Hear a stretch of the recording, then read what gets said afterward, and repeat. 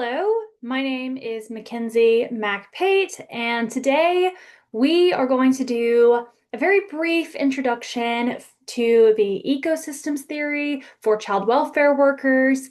If you've been with me before, you know that it can get pretty interesting pretty quick. So, thank you for coming back to our ongoing introduction to what child welfare practice looks like. I'm so excited to talk about how clients exist in the context. So to start us off, we are just going to watch a very brief video. You may or may not have seen it. My mother she would give us a hard time sometimes, and she would say to us, I don't know what's wrong with you young people. You think you just fell out of a coconut tree? You exist in the context of all in which you live and what came before you. So that is a great way to kind of get our mindset for discussing ecosystems. Bron, this gets me every time.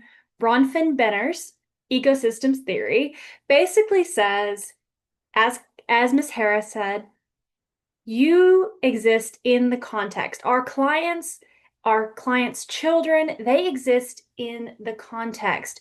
They exist within the home, the community, the larger state and federal setting, and then in the larger cultural setting.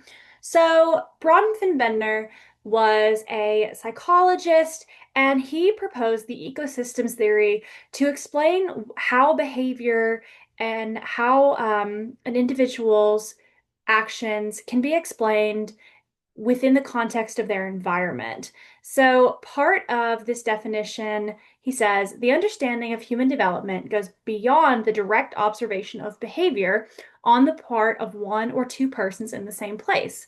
It requires examination of multi person systems of interaction, not limited to a single setting, and must take into account aspects of the environment beyond the immediate situation containing the subject. So, what does that mean for our clients? This is a visual example of what the ecosystems or the ecological theory looks like in practice. Essentially, we live inside multi-layered systems. Our clients live inside multi-layered systems. So when we interact with our clients or our clients' children, we cannot think of them or their behavior as isolated to them as an individual. Yes, each client has the capacity for individual choice. They can choose what they're doing, but they can't always choose the choices they're given, right? This is where ecosystem theory comes in. So I like this because it's a good way to look at this um, in a kind of abstract way. There's the child. That child exists in the microsystem of their immediate family. Their family exists in the mesosystem, which would include their neighborhood community, schools, local businesses, things like that.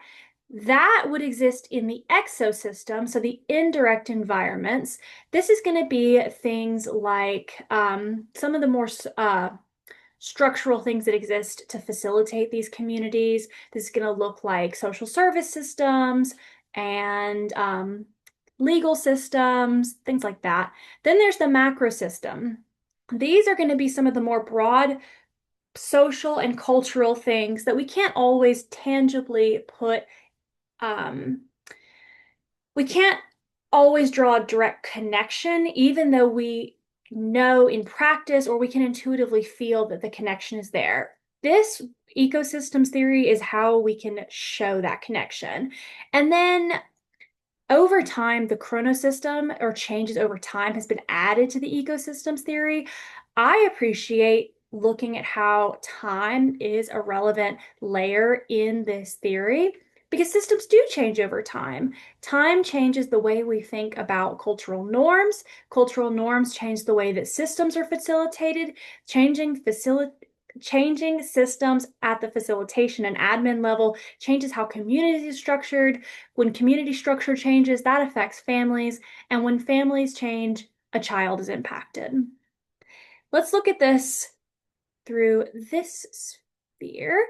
So this is a graphic I'm not sure where Miss Sykes got her graphic from or if she created this herself, but Miss Sykes writes a Substack article about um, advancing racial justice in the nonprofit sector, specifically for Black women. It's an interesting Substack, and I appreciated her article, although brief, on her perspective with ecosystems therapy within her work. And she included this image in her article. I really like it because this shows how these systems can interact, one in a more fun visual way that maybe we can connect with a bit better than something a bit more broad and general like the last image. But this really shows how something like race and racism will show up at these different levels. So there's this child, a young Black girl, and right? So that's the client. She exists inside this microsystem, which includes her parents, some of her friends. Um, then there's the mesosystem. Some of these I would include in the mesosystem rather than the microsystem, such as a church, a school system, local health providers. I would include those in the mesosystem, but they're not included there in this infographic. Then we have the exosystem. So some of the things that facilitate that mesosystem and how it operates. This will include neighbors and neighborhood organizations, healthcare systems, the foster care system, or the child welfare system, we might call it. The juvenile justice system is an important one, and the school system. In social work practice, specifically child welfare practice, this exosystem, we are going to interface with this extensively. Although a lot of our direct work in child welfare is going to look at interventions targeted at the microsystem, a lot of times working directly at targeting intervention to the parents or the guardians of the child we are seeking to protect. Attention has to be paid to this exosystems level because this is where, like, for example, the juvenile justice system or the legal system, that's where decisions are going to be made about reunification. That's where decisions are going to be made about placement in care. In the school system, that's where we're going to start hearing about certain things from teachers or other mandated reporters. This is the level where we're going to interface with systems, and we're either going to use those systems in an empowering way or we're going to come up against some real hurdles. Sometimes those strengths and those barriers are against we don't have control over, but it's still something we need to engage with as a social justice system. I'm going to quickly keep moving along. Macro systems, we can see how things like colorism or systemic racism, those are affecting the system in which effects. Do you see how it starts to trickle down? Public policy exists there. Cultural strengths, I appreciate cultural strengths being pointed out because cultural strengths are something that impact things like the school system or the foster care system. So I appreciate that being noted here. And then the chronosystem, I think this is an incredible example of how the chronosystem actually functions. So movements such as the Black Lives Matter movement or historical and intergenerational trauma, these are things that don't just exist at the macro system, they exist outside of that and actually impact what the macro system looks like, right? So the Black Lives Matter movement has changed some of our cultural norms and our cultural expectations, as well as has expanded our cultural imagination. And that's going to impact how we think of systemic racism at the legal level, how we think of colorism in the private sector, things like that. Furthermore, more information, more I need to not get sidebarred. So Miss Sykes includes here some strategies for incorporating this and some guiding questions. I would encourage you to go ahead and take a picture of this slide with this image, these strategies and these questions. And I would refer back to this maybe at the 1 month mark, the 6 month mark, and the 12-month mark. And then keep it at your desk. Let this be something that you keep coming back to. Let it be present in your mind, not just how this microsystem works and how you work with the microsystem, but how are your clients impacted by these multi-levels? There we go. So we touched on this a little bit. clients are going to interact or interface with these different systems. So what does child welfare look like when it bumps up against these other systems? Um, in my experience, the majority of the systems we bump up against when we work with children through child welfare is going to be the education system, the legal system, and the social services system.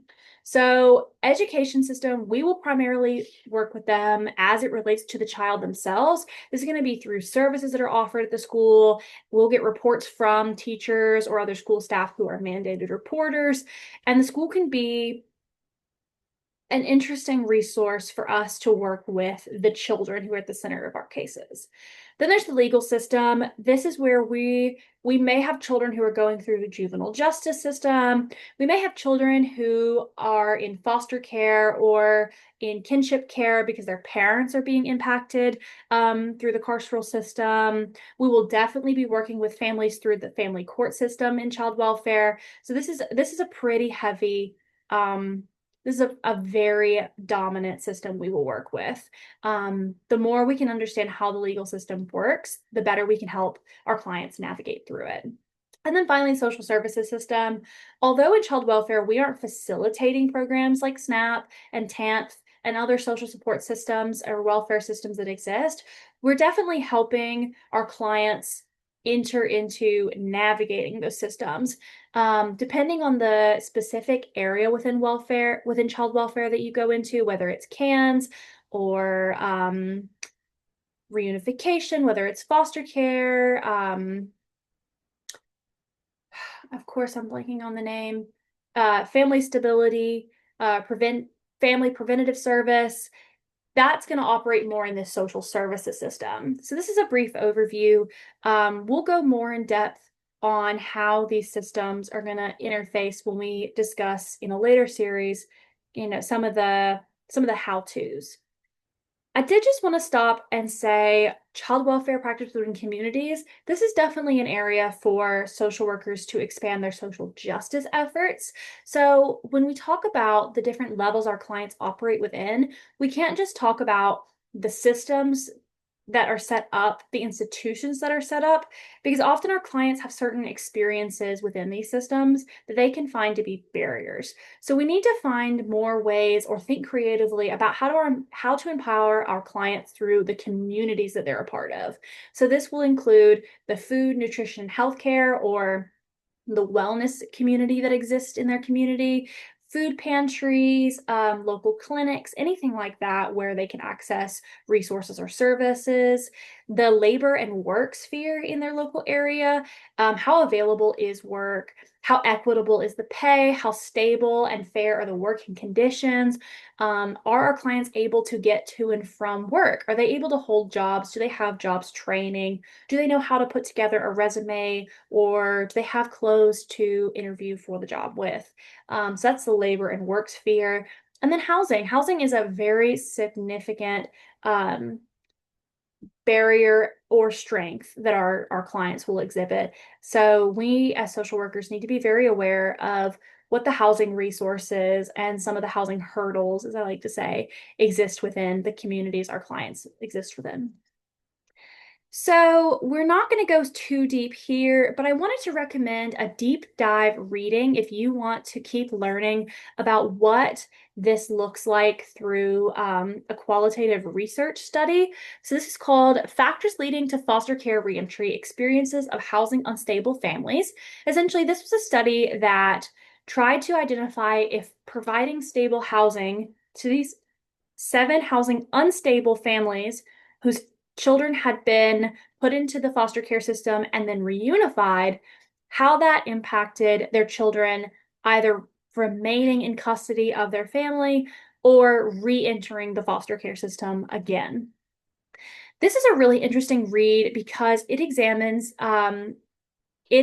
specific factors such as domestic violence, substance use, and institutionalized racism as contributing factors to children re-entering the foster care system. So if the department you're going into is going to be foster care, or just in general for any child welfare worker, I think this is this is a really good perspective read. So we are just about out of time today. In conclusion, Services provided to families should be trauma-informed and responsive to community-based strengths. We didn't touch on that a ton today, the trauma-informed practice.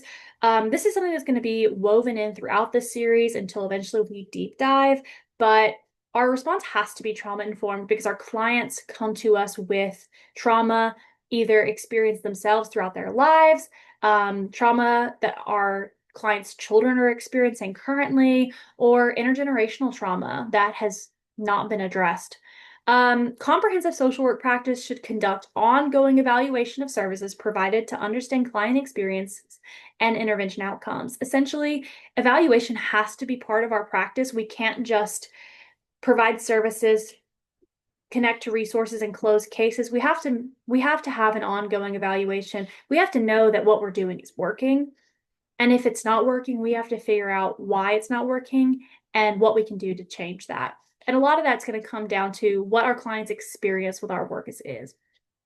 Finally, social workers should not just acknowledge how exo, macro, and chronosystems affect clients. Social workers must actively pursue social justice in these spheres as part of their practice. Social work is political work. We can't just work with the families at the individual micro level. We have to engage with how these larger levels of the ecosystem are impacting them. And therefore, it's part of our practice, it's part of our code of ethics that we have to engage with social justice in these spheres, because that's going to affect our clients all the way down to the individual level.